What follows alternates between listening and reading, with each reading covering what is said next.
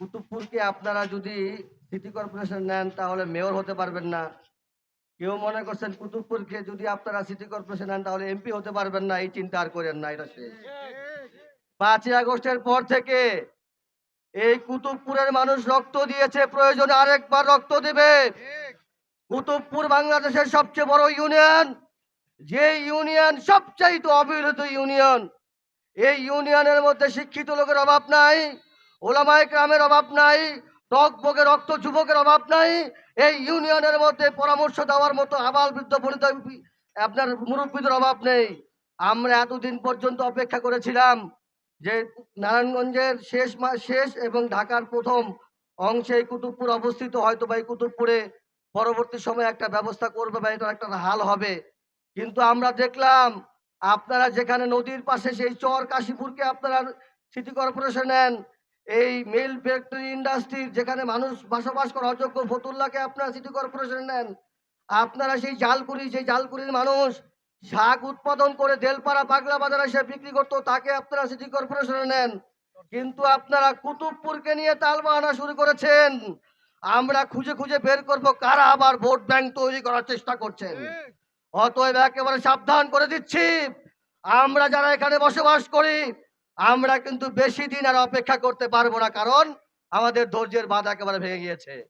অতএব এই কুতুবপুরকে আমরা মাননীয় ডিসি মহোদয় সাথে পরামর্শ করেছি, উনি আমাদেরকে আশ্বাস দিয়েছেন আমরা প্রয়োজনে যতগুলো ধাপ আছে স্থানীয় সরকার পল্লী উন্নয়ন মন্ত্রণালয় যেখানে যেখানে যাওয়া দরকার। আর আরেকটা বিষয় হচ্ছে, আপনারা কুতুবপুর এত বড় একটা ইউনিয়ন, এখানে এত লোক, এখানে এই জায়গা নিয়ে আমাদের যেতে হবে কেন? আপনাদের কি জ্ঞান নেই? আপনারা প্রশাসন চালান, কোন জায়গা সিটি কর্পোরেশন করলে ভালো হয় আর কোন জায়গা সিটি কর্পোরেশন করলে ভালো হয় না, কোথায় ট্যাক্স বেশি হবে কোথায় ট্যাক্স কম হবে, এতটুকু জ্ঞান আপনাদের নাই। আপনারা এই চেয়ারে বসলেন কিভাবে? এখন তো আমাদের আগে কুতুবপুর সিটি কর্পোরেশনের আওতায় আনতে হবে। এই দাবি না তোলে যারা আনবেন না তাদের পদত্যাগের ব্যাপারে আমাদের দাবি তুলতে হবে। অতএব আপনাদের ব্যাপারে আঙুল তোলার আগে আপনারা ঘোষণা দেন, আংশিক নয় পুরো কুতুবপুরে সবার আগে সিটি কর্পোরেশনে যাবে। একেবারে কথাবার্তা স্টেট কার্ড, একেবারে স্পষ্ট কথাবার্তা। আমরা দেখেছি এই বিগত সনে কুতুবপুর ইউনিয়নে যারা শাসন করেছেন, যারা চেয়ারম্যান ছিলেন, আপনাদের কর্মফল আপনারা ভোগ করবেন। আপনাদের কর্মের ফল নিয়ে এখানে আলোচনা করতে আসি নাই, এখানে শুধুমাত্র বলতে এসেছি প্রথম ধাপ, একেবারে প্রথম প্রাইমারি লেভেলের দাবি হচ্ছে কঠোর আন্দোলনে যাওয়ার আগেই আপনারা এই কুতুবপুরকে একেবারে অল্প সময়ের মধ্যে ঘোষণা দিবেন, আংশিক নয় পুরো কুতুবপুরকে সিটি কর্পোরেশনে নেবেন।